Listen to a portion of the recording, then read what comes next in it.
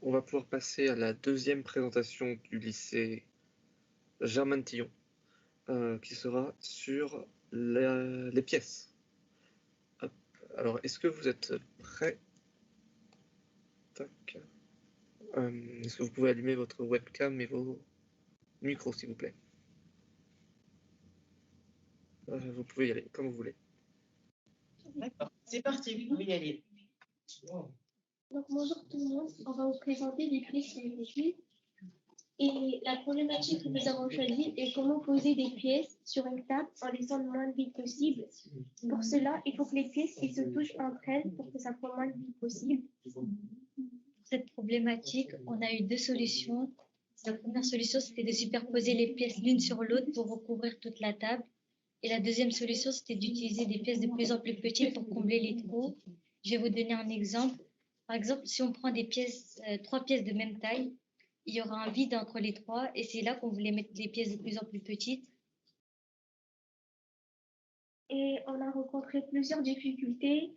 Tout d'abord, on a proposé une solution, c'était de superposer les pièces l'une sur l'autre. Sauf qu'on nous a rajouté la consigne sans chevauchement pour développer l'idée. Et après, nous avons eu des difficultés à trouver d'autres formules et à imaginer d'autres configurations aussi.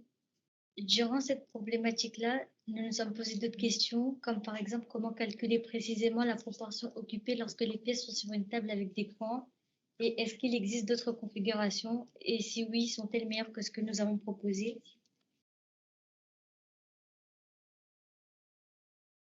Pour répondre à la problématique,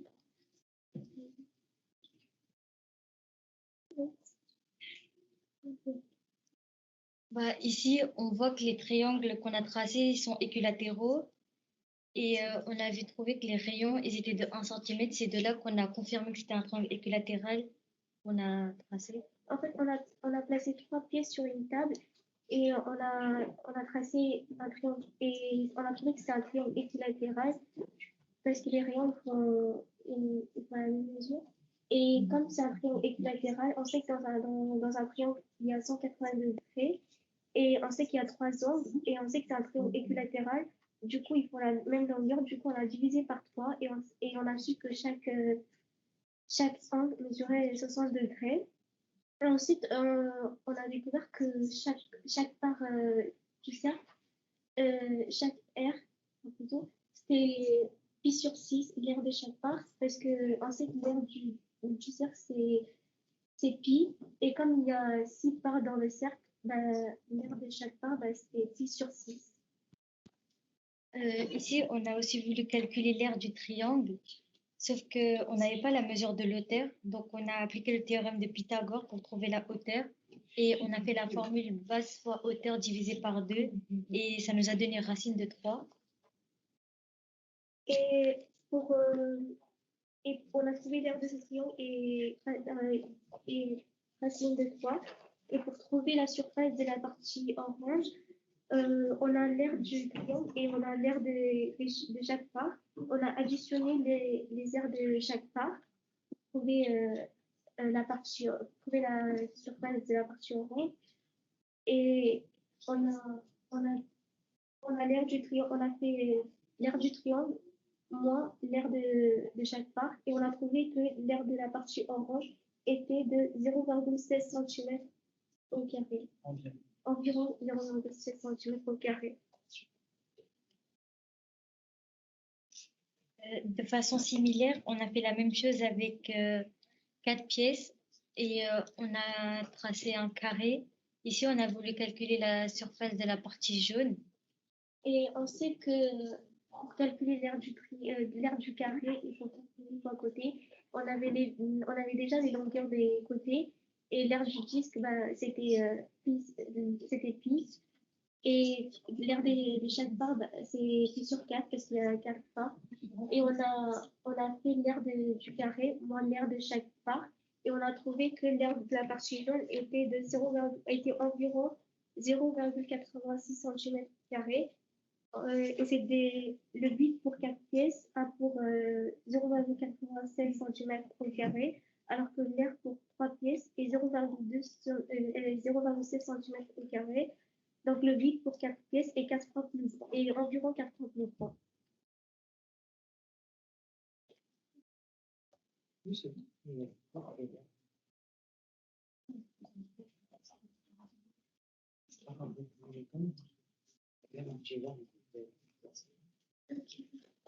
Et aussi, on a voulu calculer la proportion du triangle de la partie orange.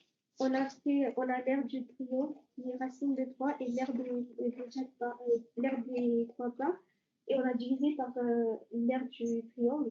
On a trouvé que l'aire de la partie orange était de 9,3%.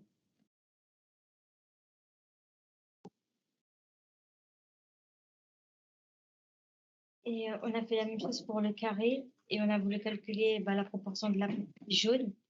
Donc, on a trouvé que la proportion de la partie jaune était de 21,5%.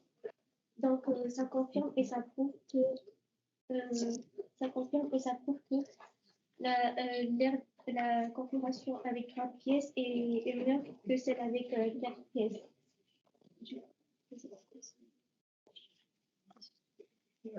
Et sur cette image-là, comme vous pouvez le voir, on a représenté la première configuration qu'on avait faite, celle avec 3 pièces.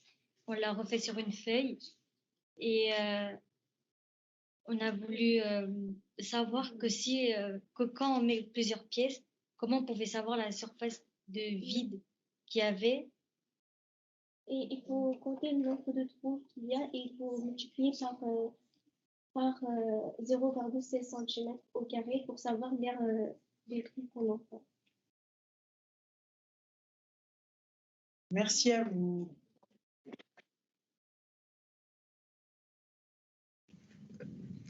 Merci beaucoup pour votre présentation.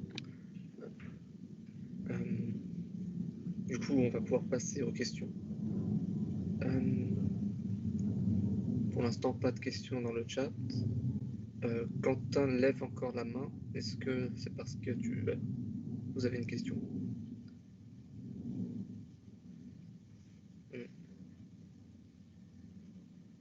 Alors moi, je vais commencer par une petite anecdote sur ce sujet-là. On était plusieurs profs encadrants à la base sur ce sujet. Et en fait, instinctivement, dans notre esprit, on n'a jamais pensé à chevaucher les pièces. Alors que ce n'était pas précisé dans la question. Donc, en fait, l'idée du chevauchement, elles l'ont eu dès la première séance. Et c'était très intéressant de voir que nous, on avait fait une hypothèse implicite, alors que ce n'était pas indiqué initialement sur la question, on n'a pas le droit de chevaucher, alors qu'elles y ont pensé. Et du coup, elles ont eu une réponse, entre guillemets, immédiate à la question qu'on s'était posée. Très bien, très intéressant. Elles ont essayé d'explorer le sujet plus largement que ce qui n'avait été vu à la base. Voilà, Non, mais ça, c'est une preuve de leur part de beaucoup de curiosité. Et c'est aussi ce qui est recherché dans les congrès Matonjin, c'est justement de développer ça, la curiosité des élèves à explorer les sujets plus loin que simplement les limites qui leur sont données par l'intitulé. Non, toujours pas de questions apparemment. Donc vous avez pu tester 2 configurations de pavage avec les pièces, savoir celle en carré et celle en triangle. Bon, ça paraît intuitif qu'en augmentant le nombre en augmentant les figures avec plus de pièces, on va créer de plus en plus de vide à l'intérieur. Ouais, alors c'est vrai qu'on n'a pas eu le temps de télécharger l'image, mais je ne sais pas si vous voyez sur l'écran. En fait, elles ont aussi, elles l'ont là sur leur cahier, mais sur l'écran, en fait, elles ont aussi fait la configuration parallélogramme entre guillemets, c'est-à-dire là sur la partie triangle, elles rajoutent la 4e pièce pour faire le 2e trou identique. D'accord. Et en fait, elles ont trouvé que même avec ces 4 pièces-là, par rapport à celle-là. Et du coup, sur cette configuration losange, est-ce que le vide qui est créé ressemble à la première configuration présentée? Est-ce que la proportion de vide est la même que sur cette configuration triangle ou elle est différente sur la configuration losange par rapport à la configuration triangle? Alors, en fait, En fait, si vous voulez, la proportion qu'elles ont calculée, c'est le bout orange là au sein du triangle. Donc, du coup, en fait, du coup, ça serait la même chose si on avait le deuxième triangle avec. En fait, ça serait 2 fois la même chose. On n'a pas fait de calcul sur la globalité des aires des cercles, des aires des disques qui étaient proposés en fait. D'accord. J'ai essayé de tendre cette idée pour voir comment elles auraient réagi justement par rapport à si elles avaient l'intuition, si elles avaient eu l'intuition justement que On ça n'a pas eu le revenait. temps de faire grand-chose en fait là-dessus sur cette. On a été un peu pris par le temps là-dessus. D'accord. Mais bon, en tout cas, ils ont plusieurs pistes pour la suite. Bah, du coup, est-ce qu'elles peuvent développer ces pistes auxquelles elles ont pensé?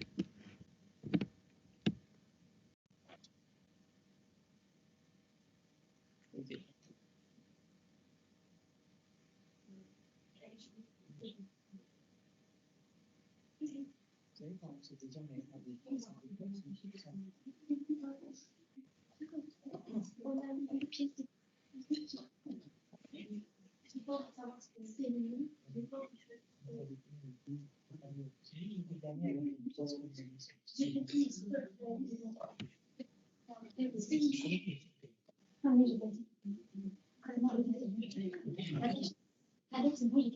Alors, elles regardent un petit peu sur leur cahier.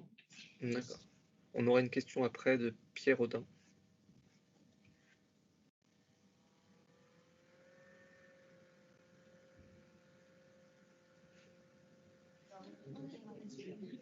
On a essayé avec 2 pièces de taille différente.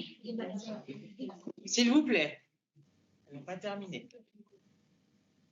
Je ne sais pas si vous avez entendu ce qu'elles ont dit. Elles ont essayé avec des pièces de taille différentes. De 2-3 tailles différentes.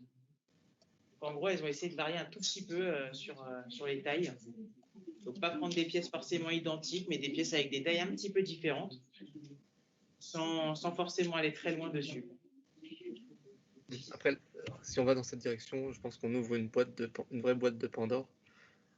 Dans l'espace vide que l'on crée au milieu du triangle, on peut imaginer d'y mettre une petite pièce, puis après on crée à nouveau des espaces vides autour et vouloir mettre de plus en plus de pièces. Et là, on sent bien qu'on va faire disparaître ce vide, mais par contre, ça va être au prix d'un grand nombre de pièces.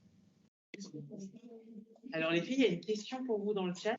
Est-ce que la taille de la pièce et la taille de la table ont une importance? Tout dépend de la taille de la pièce, plutôt que celle de la table. C'est plus. Alors, je ne sais pas si vous avez entendu, elles disent que c'est plus la taille des pièces qui compte que celle de la table. Oui. Alors, est-ce que cela a répondu à la question de Pierre?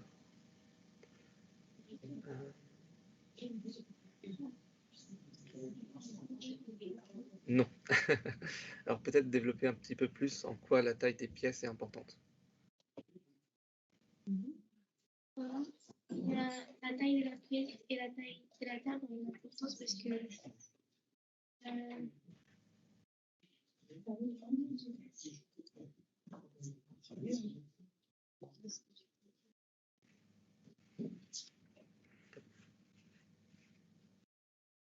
On ne vous entend plus, tout va bien. Ouais, elles sont en train de rechercher dans leur cahier les différentes. D'accord. Ce qu'elles ont produit. Ok. Ouais, parce qu'en gros, en fait, quand elles ont été sur les tables, en fait, ce qui leur a posé des difficultés, c'est les coins. Donc, du coup, ce qu'elles ont fait là, c'est que du coup, elles ont plus considéré les pièces sans les coins. En fait, elles sont en train de rechercher comment elles ont essayé de calculer les coins. Et ça a été assez compliqué, en fait. Là, si je reviens ici.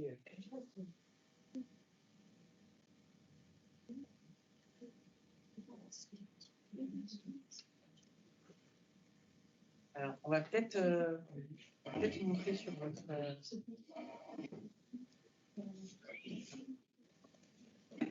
Je vais juste activer la caméra pour vous montrer le schéma qu'elles ont fait quand elles enchaînent un certain nombre de pièces sans tenir compte des bords de la table. Là, ce sera peut-être un peu plus un petit peu plus clair. Je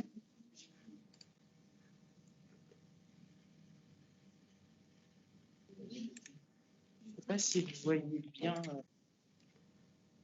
J'espère avoir mis en évidence pour tout le monde. Je ne sais pas si vous voyez bien ici.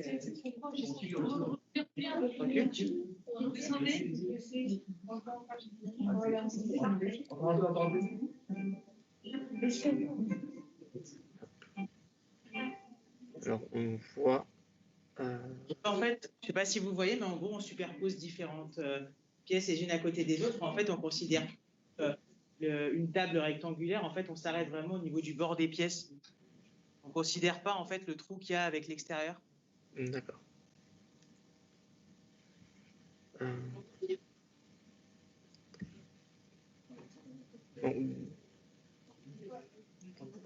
Je pense que ça aura répondu cette fois-ci à la question. Du coup, vous avez fait des tests effectivement avec les pièces sur la table et vous avez empêché les pièces de dépasser par rapport au bord de la table.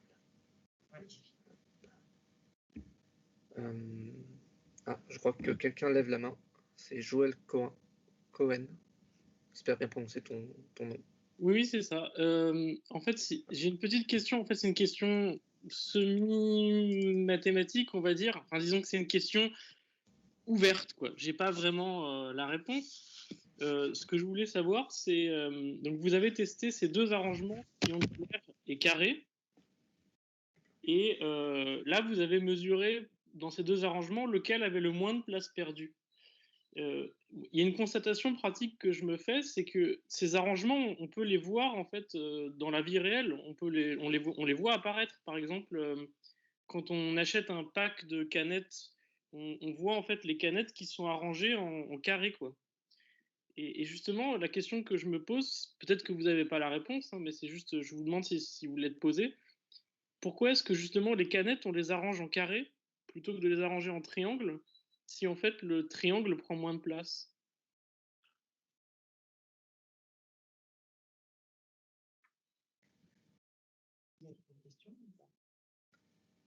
Je vais juste repréciser la question. Vous voyez les packs de 6 canettes de Coca, c'est rangé 2 par 2 en configuration carrée comme vous en fait. Mais là en fait on vient de dire que ça prend plus de place. Pourquoi on ne fait pas de paquet de Coca en configuration comme celle que vous avez dessinée ici en fait? Vous voyez? Est-ce que vous avez une idée de pourquoi?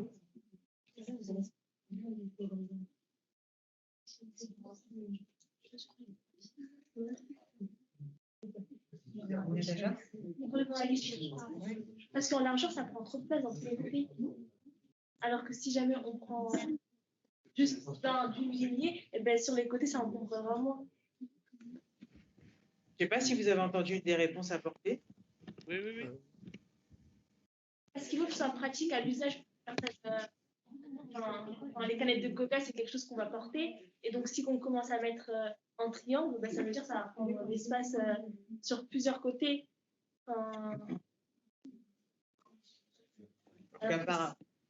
C'est un argument pratique qui est avancé là. Oui, je pense que c'est vrai que c'est une réponse intéressante. Effectivement, je pense que pour les canettes, il n'y a peut-être pas que le seul critère de la place perdue. Ouais, il y a d'autres critères, ouais. Ouais. Le camion aussi, voilà la forme des contenants. C'est vrai que du coup, on peut se demander la place perdue, mais c'est vrai que le volume total de la cargaison est aussi peut-être un facteur qui a été pris en compte par les fabricants. Oui, la convention sur les conteneurs, c'est plutôt effectivement c'est pas le carré, mais le parallélépipède rectangle. Et avoir cette forme triangulaire, même si on l'allonge en rajoutant des canettes sur la longueur, on aura quand même en bout de chaîne un petit dépassement de la canette et on se retrouvera avec de la place perdue à cet endroit-là. Alors, en tout cas, merci pour la réponse. Je pense que c'était intéressant. Voilà. J'ai pas d'autres questions. Eh bien, on peut vous faire une petite intervention. C'est que les rangements ne sont pas toujours rationnels quand même.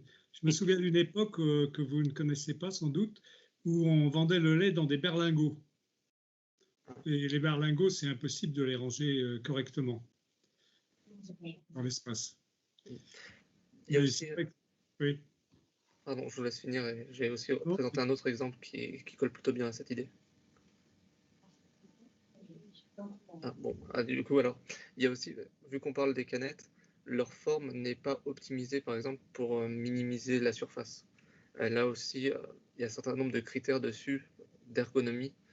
C'est assez pratique cette forme allongée pour la tenir en main, alors qu'en réalité, il faudrait une forme un peu plus aplatie et plus large pour minimiser de la matière.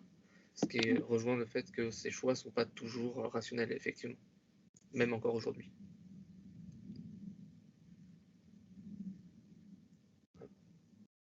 Et bien, du coup, je pense que nous avons passé toutes les questions sur ça augmente la place perdue. Oui, oui, c'est vrai. Je pense que du coup, nous avons passé toutes les questions sur cette présentation. On peut vous féliciter pour les travaux que vous avez présentés.